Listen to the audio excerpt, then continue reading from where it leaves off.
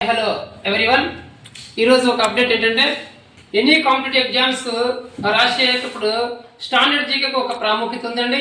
ఆ స్టాండర్డ్ జీకేలో ఇవాళ ఒక అంశం చెప్పబోతున్నాను.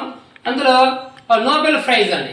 అందులో నోబెల్ ప్రైజ్ మనకు పద్మవిభూషణ్ కానీ, పద్మభూషణ్ కానీ, పద్మశ్రీ కానీ, నోబెల్ ప్రైజ్ గురించి కానీ వీటి గురించి ఖచ్చితంగా 1 బిట్స్ ఉంటాయండి.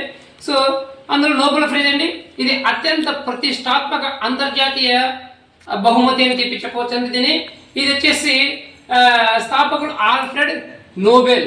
ఈ ఆల్ఫ్రెడ్ నోబెల్ గారు స్వీడన్ దేశస్తుడికి సంబంధించినటువంటి వాడండి. ఈయన ఫిజికల్ సైన్స్ లో డైనమైట్ ను కూడా ఆవిష్కరించినటువంటి శాస్త్రవేత్త అని చెప్పొచ్చు. డైనమైట్ ప్రాముఖ్యత కూడా చాలా ఉంది సైన్స్ లో. కొండ చర్యను పేల్చడంలో ప్రముఖ పాత్ర వహించేది ఈ డైనమైట్ అండి, రైట్. ఈయన వచ్చేసి ఫస్ట్ 1895లో తన వీరునామాలో రచించుకున్నాడండి. ఏంటంటే నోబెల్ ప్రైజ్ ఇవ్వాలి ఆయన చనిపోయిన తర్వాత అని చెప్పి రచించుకున్నాడండి 1895లో. మొట్టమొదటిసారిగా 1901లో ఈ నోబెల్ ప్రైజ్ ను ప్రదానం చేయడం జరిగిందండి.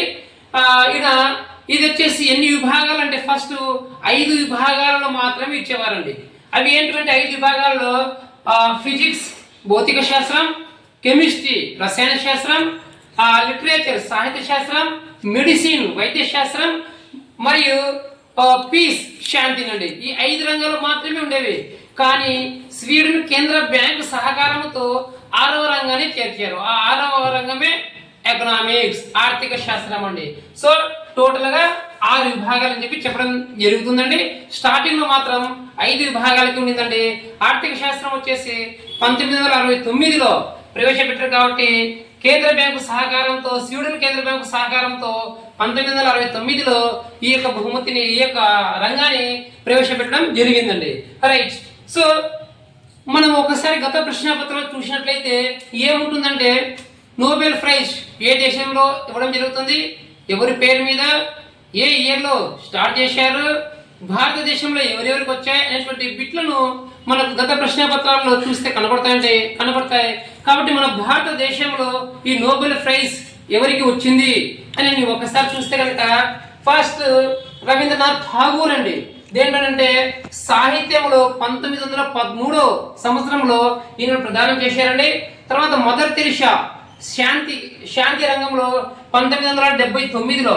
తర్వాత అమర్త్య సేన్ ఇందాక చెప్పాం కదండి 6వ రంగంలో 1969లో ఎకనామిక్స్ లో కేంద్ర సహకార బ్యాంకు సహకారంతో ఇచ్చినటువంటిది 1998లో అమర్త్య సేన్కు మన భారతదేశం చెందినటువంటి వ్యక్తిలో ఆర్థిక రంగంలో ఈ యొక్క ప్రైజ్ ఇవ్వడం జరిగింది. తర్వాత కైలాస్ సత్యార్థి అంటే పీస్ శాంతి రంగంలో 2014 సంవత్సరంలో ప్రదానం చేయడం జరిగింది. సో ఈ విధముగా గత ప్రశ్నపత్రాలకు చూస్తే కనుక ఈ విధంగా బిట్లు అడగడం జరుగుతుంది. దీని గురించి నోబెల్ ప్రైజ్ గురించి క్షుణ్ణంగా మనము ఒక 2 నిమిషాల్లోనే మనం ఒకసారి గుర్తు పెట్టుకున్నట్లయితే చాలా ఈజీగా ఉంటుందండి.